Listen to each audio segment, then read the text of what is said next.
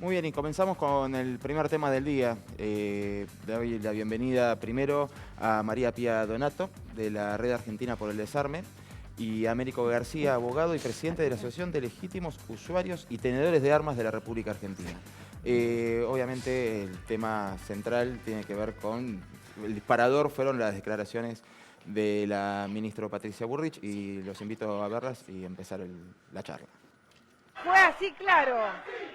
El policía Chocobar actuó para defender a la gente, a un ciudadano americano que lo estaban apuñalando. El tema es que por ahí el temor de que genere que los ciudadanos se armen o que los ciudadanos quieran hacer justicia por mano propia. Bueno, eso es un tema de las personas. El que quiere estar armado, que anda armado. El que no quiere estar armado, que no anda armado. La Argentina es un país libre. Nosotros preferimos que la gente no esté armada.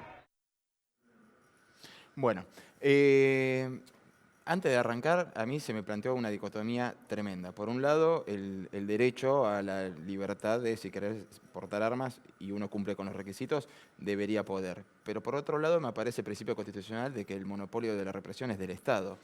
Así que no sé cuál de los dos quiere arrancar. Por favor. En principio, lo que sugiere las declaraciones de la ministra es que un reconocimiento de que el Estado no puede garantizar la seguridad, y esa seguridad la delega en los ciudadanos con esa libertad total, como lo expresa ella, a armarse. Personalmente creo que son declaraciones completamente circunstanciales, estaba saliendo de una comida, que no es como una política de Estado, porque incluso dentro de los 100 objetivos que se había planteado el gobierno, uno era el control de armas y el desarme. O sea, ¿cree que lo dijo a título personal? Lo dijo a título personal y circunstancialmente por una situación, y es una frase poco feliz y bastante irresponsable por parte de una ministra. Pero si esto trae aparejado otras políticas o un afluente de personas a armarse que no tienen ni la capacitación, ni los aptos, ni reúnen los requisitos para armarse, que sí, en la Argentina las personas que quieren armarse, quieren adquirir un arma, tienen que recurrir a determinados requisitos, lo pueden hacer, ahí ya sería un tema peligroso. García. Sí, es una declaración que yo no la veo tampoco tan trascendente. Primero por las circunstancias que le estaban haciendo la nota, tenía un montón de gente que le estaba gritando, menos bonita le decía cualquier cosa. Sí, sí. Se trataron 3 temas fundamentales y salieron con una pregunta para mí descolgada, porque ella trató el tema de Chocobar, después alguien trató el tema de la justicia por mano propia, una periodista, un tema mal encarado, y después, hablando de Chocobar, que es un policía, salen si la gente se tiene que armar. O sea, 3 temas que no tienen prácticamente nada que ver uno con el otro, con los 3. Entonces tuvo una respuesta quizás sacada de la galera, que no corresponde tanto, pero aparte la ministra sabe perfectamente, porque si no, no sería la ministra, que si bien existe el derecho constitucional a armarse, y por supuesto que existe la legítima defensa legislada en el Código Penal, y en todas las constituciones de las provincias prácticamente también lo legislan, para adquirir un arma uno tiene que cumplir, como lo dijo aquí María Pía Devoto, la amiga, nos conocemos hace ya un montón de años. Sí. Militamos carriles diferentes, ¿no? Claro, pero nos conocemos hace muchos años. Lo que no quita que no tengamos buena relación personal en ese aspecto. El tema es el siguiente, o sea, para adquirir un arma usted tiene que cumplir una serie de requisitos que son bastante importantes, y hoy peor todavía, con este gobierno, peor, se recrudeció más, porque hay unas exigencias que antes no habían, con un costo muy importante que antes tampoco lo había. O sea, hoy le están exigiendo que una empresa monopólica le haga a usted los certificados psicológicos y físicos con un costo excesivamente elevado, y lo peor de todo, además del costo, es que mucha gente tiene que recorrer grandes distancias, y cuando hablo de grandes distancias hablo de 300, 400 kilómetros para hacer ese examen, porque no cubre todo el aspecto o el espectro de la nación, ¿sí? Está en ciudades capital y en alguna ciudad importante de cada provincia. Después no está en ningún lado, y eso perjudica a la sociedad. ¿Por qué perjudica? Porque hay mucha gente que no está renovando. O sea, no renueva la credencial de legítimo usuario por un costo excesivo. El total del trámite rondará en los 6.000, 7.000 pesos. ¿Sí? Entonces queda el arma ahí en el placar. Y ahí viene el problema.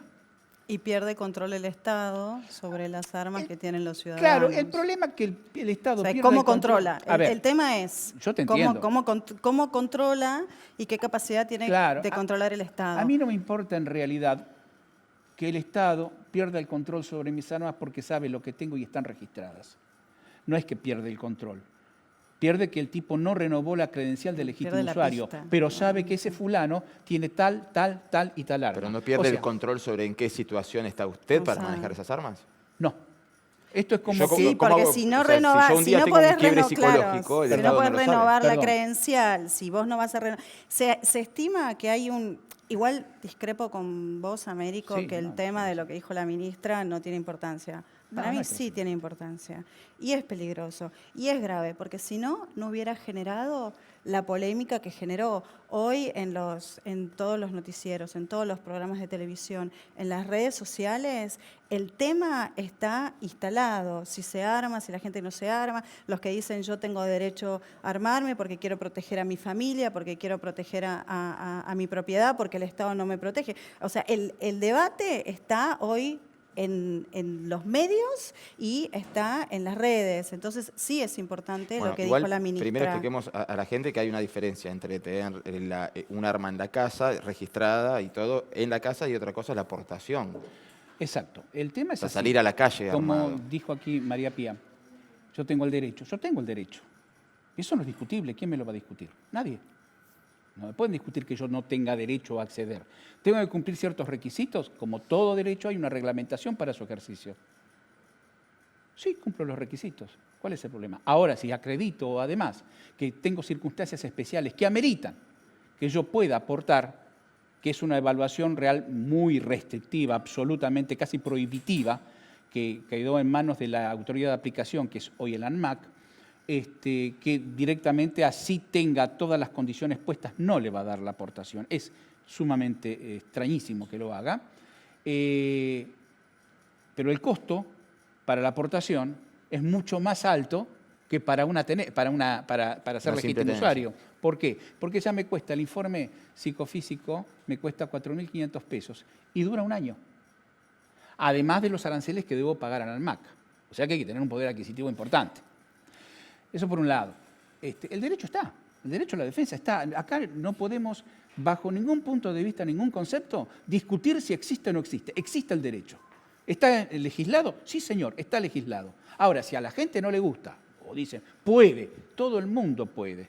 Yo por eso no voy a prohibir los maestros porque hubo 1 o 2 violadores. No voy a prohibir una serie de circunstancias porque ha ocurrido algo. Entonces estoy tomando que la sociedad es medio pacata.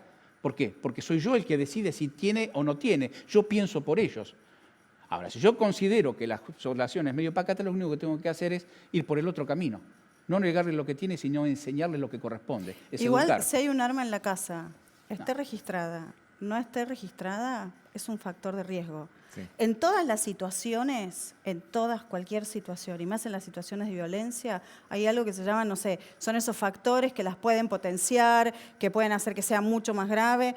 Uno de los factores de riesgos mayormente reconocido en la Argentina, en el mundo, en las estadísticas, en Naciones Unidas, en todos lados, es la presencia de un arma, como también otro factor de riesgo es el exceso de alcohol, las drogas, digamos, son como distintos factores de riesgo. Entonces, el hecho que haya un arma en la casa, que haya un arma en manos de la sociedad, es un factor de riesgo, sean legales, sean ilegales, estén registradas, no estén registradas, o se haya vencido la credencial. Yo pensaba o no. que sobre fines del año pasado, junto con el caso, o sea, cerca del caso Chocobar, primero tuvimos el caso de un médico cirujano que en un intento de robo a su casa, al tener un arma, terminó disparando y si él no hubiera tenido del arma, él no hubiera tenido el juicio, pero también se hubiera visto desapropiado de sus pertenencias u otra circunstancia distinta. De hecho, fue el tema del debate.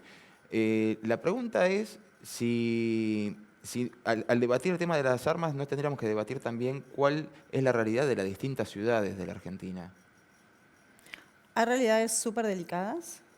Hay zonas urbanas, ¿no? Y el noreste de Argentina que son terribles, que tienen como altos índices de violencia, tiene altos índices de homicidios, donde tenés un Estado ausente, donde se reconoce que hay una necesidad importante de la población, pero si eso vos lo traducís, si la solución a eso es que todos estén armados, te convertís en el Far West. O sea, es el lejano oeste, no es la solución. No estoy diciendo que la gente no tenga derecho a armarse, pero si no, estás en el Far West. Y eso es lo que nosotros no queremos, lo que no quiere nadie, que nos convertamos en el lejano oeste y que todos haciendo justicia por mano propia. Y sí existe la legítima defensa, pero como existe la legítima defensa, existe también la figura de exceso en la legítima defensa. Eso es otro cantar. No, por eso, pero también existe porque el que tiene un arma... Y algunos lo pueden contar y otros no lo pueden contar. O sea, hay que estar muy entrenado y tener mucha ¿Y quién está entrenado? Hay que ser un temerario para estar preparado para matar a otra persona. ¿Perdón? Las fuerzas policiales. ¿En serio me lo estás diciendo? Y por lo menos yo tengo que tener, favor, para ser oficial, 3 cualquier legítimo años. usuario que concurre asiduamente, como lo suelo hacer yo, o cualquier legítimo usuario que concurre a un polígono con cierta habitualidad, te va a decir, si hay un tiroteo entre la policía y delincuentes, me pongo del lado de los delincuentes. Sí, bueno, pero hay una realidad, hay una charla de barrio, hay una falta. De la panadería, quizás no ahora es así. estemos empezando a encarar la cosa un poco mejor. La gente, ¿por qué se arma? Cuando hay un muerto por arma de fuego, no estaba la policía. Si es por un delincuente o es por otro. Entonces no hablemos de que el poder lo tiene el Estado. Eso es falaz, porque todos los muertos que han ocurrido, no había ningún policía alrededor. Igual no soy partidaria de las estadísticas, los que te sacan así como las estadísticas. No, por eso, los que te sacan las estadísticas y los que te sacan las estadísticas y los que te sacan los números. Vos tenés cuántos homicidios hay por año, por día en la Argentina, vos tenés qué participación hay de armas de fuego en esos homicidios, es más del 60% participan en los homicidios en la Argentina. ¿No dijiste que las estadísticas no? No, bueno, pero son los números a veces nos muestran... ¿Me puedes decir entonces de ese 60% cuántos eran legítimos usuarios? No importa, a mí sí me los otros están muertos porque igual. Yo defiendo el derecho del ciudadano a defenderse, no a atacar.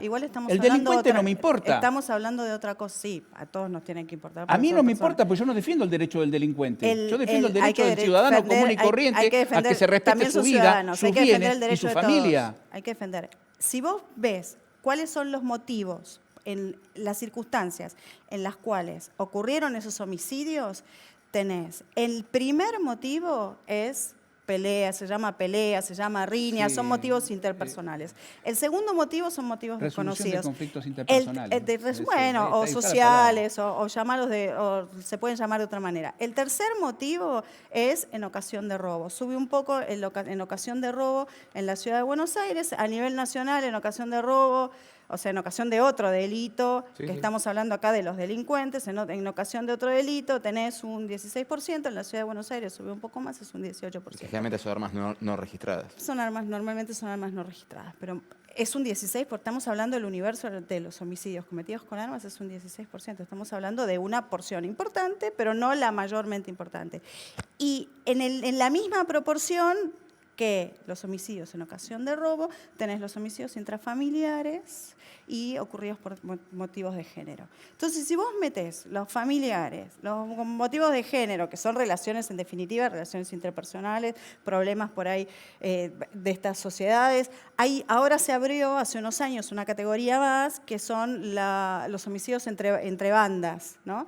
Que no es en ocasión de robo, pero sí, por ahí es por el control sí, es venganza, que es otra de las categorías de los homicidios. Entonces vos tenés un gran universo de homicidios que suceden con armas de fuego, que son homicidios porque tenía la música alta, que le chocó en la Panamericana y se bajó y tenía un arma y lo mató.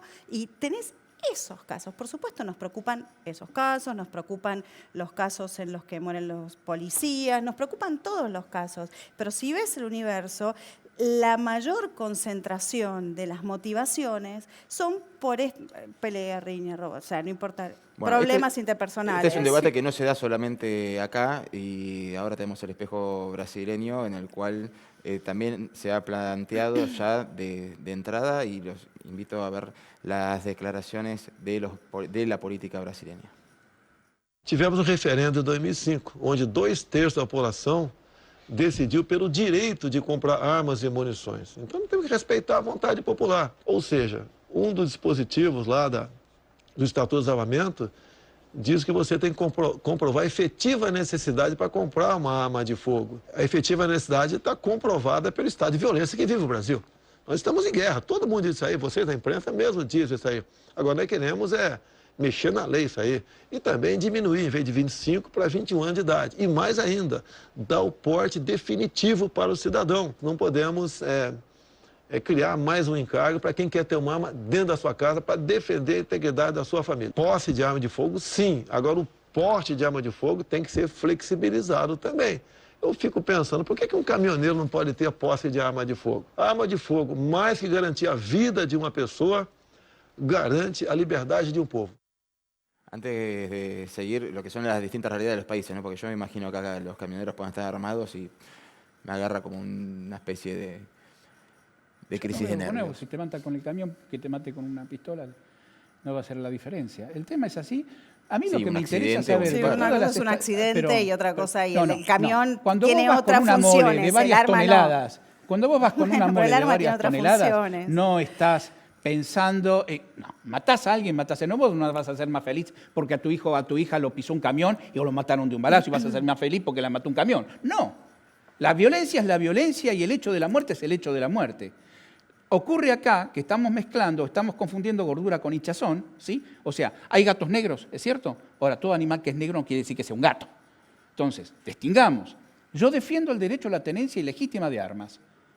No defiendo que el delincuente tenga armas, al contrario, aborrezco que tenga. Es más, si no hubiera tanta delincuencia, hay muchísima gente que no gastaría dinero en hacerse legítimo usuario y no tendría armas. Y lo peor de todo, porque no es la que se hizo legítima usuaria y adquiere un arma y va a practicar, que es lo ideal, que vaya a concurrir y capacitarse, sino es la cantidad de gente que está en una zona gris, que no es legítimo usuario y no tiene la capacidad económica para hacerlo, vivir en una situación muy particular y se arme porque considera que esa es la única barrera contra la delincuencia, porque no tiene tampoco la presencia policial. Y es que es la mayor cantidad. En esos casos es el caso preocupante, porque tengo una persona que está armada y fuera del control. Ahora bien, como se dijo, el Estado controla las armas, pero ¿qué armas controla? ¿Las mías? ¿Y las mías generan problemas en la sociedad? No. Las armas que generan problemas en la sociedad son las de la delincuencia. O como el caso de esta mañana que descubrieron 300 armas que vinieron del extranjero, que es para hacer una revolución. Bueno, por eso vuelvo a la pregunta inicial. Entonces, ¿qué controla? ¿Qué controla el Estado? Vuelvo a la pregunta con la cual empezamos todo esto. ¿No es una suerte de que el Estado diga, bueno, no puedo con esto, me desentiendo? No. Yo creo que acá hay un conjunto. El Estado tampoco es algo aparte. Nosotros formamos la parte del Estado. La ciudadanía forma el Estado. El Estado vive de lo que nosotros aportamos. Cada uno de nosotros aporta. Si no, no existiría. Si no aportaríamos, pierda cuidado, que no va a haber ni diputados ni senadores porque no van a cobrar un peso. Están porque cobran. ¿Y quién les paga? La gente de abajo que paga sus impuestos. Entonces, somos todos los que tenemos que velar. Yo voy a velar por mi seguridad y por la de mi familia. Yo considero que ella también lo haría, con los elementos que tiene. ¿No quiere tener arma para defenderse? Bueno, va a ir en contra de las circunstancias. Pero es muchísima más la gente que muere.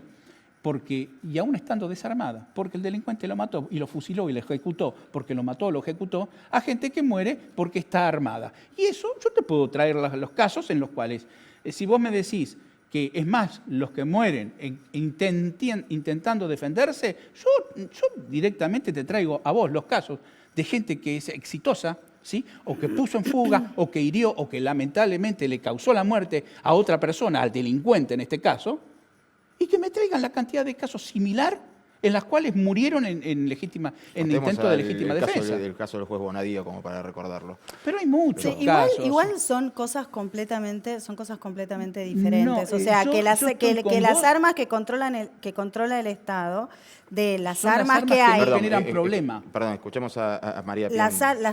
Las armas que controla el Estado son las armas que no generan problema hasta cierto punto, porque hay casos de que entran a casas de legítimos usuarios, le roban el arma y pasan en manos de la delincuencia. O que un delincuente, al verse en una situación que la persona que estaba en la casa estaba armada, entonces eso genera una situación mayor de violencia. Hay casos que se pueden contar, gracias a Dios, que se pueden contar, que las personas se salvaron, que se pudieron defender, que tienen suficiente entrenamiento, perfecto. Pero si vos estás en tu casa, tenés un arma, si la querés tener con las medidas de seguridad que dice la ley y con las medidas de seguridad que las tenés que tener el arma por un lado, la munición, no al alcance de que pueda haber algún niño o niña que quiera jugar, que no sea un riesgo para la familia, entonces la tenés que tener en un lugar.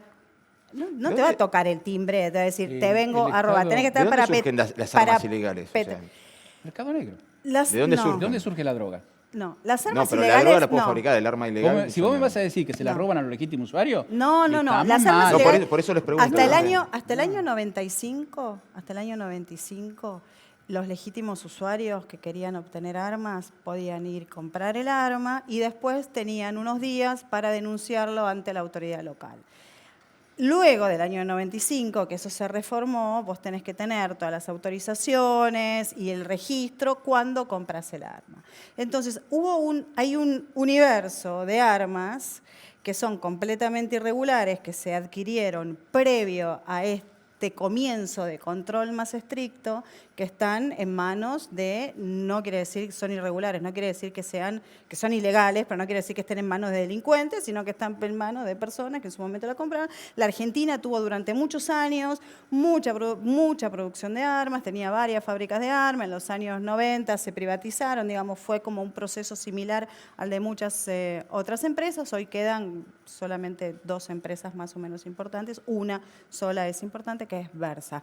Entonces, ahí tenés un universo de armas, entonces tenés, ¿de dónde se nutre el mercado ilegal? ¿Cuál es la fuente del mercado ilegal? La fuente del mercado ilegal pueden ser estas que son irregulares, digamos, pero son ilegales, es decir, que no se sabe muy bien por su condición de irregularidad cuántas son. Hay estimaciones que dicen cuántas son, de acuerdo a las encuestas que se hacen en los hogares, que hace el INDEC, las encuestas de población, hay como una estimación de cuántas armas puede haber, pero vos tenés. Y después tenés como algunos espacios donde, o por distintas razones, o por arsenales de las policías, arsenales de las Fuerzas Armadas, donde están los depósitos judiciales que, o porque hay alguien que va y las vende por abajo, que puede ser como un caso de, qué sé yo, de corrupción en un depósito, bueno, de eso. Y es el control del mercado legal estricto el que te hace a vos que no puedas nutrir el mercado ilegal. Y el tema es cómo puede y tiene capacidad de controlar el Estado. Lo que hoy decía Américo, de estas 300 armas que encontraron hoy, que las encontraron por un operativo conjunto entre la aduana y Gendarmería, fue porque están los agentes de inteligencia americanos acá por el tema del G20 y les dijeron, che, ojo, que aquí hay unas armas por miedo a que fuese algo relacionado con el G20. Bueno, es un tema que va a dar para largo. Si no, ni nos enteramos, si no, ni te enterás. Tengo que cerrar. Eso porque es lo que se encontró. No sabemos cuánto vino antes. No, obviamente.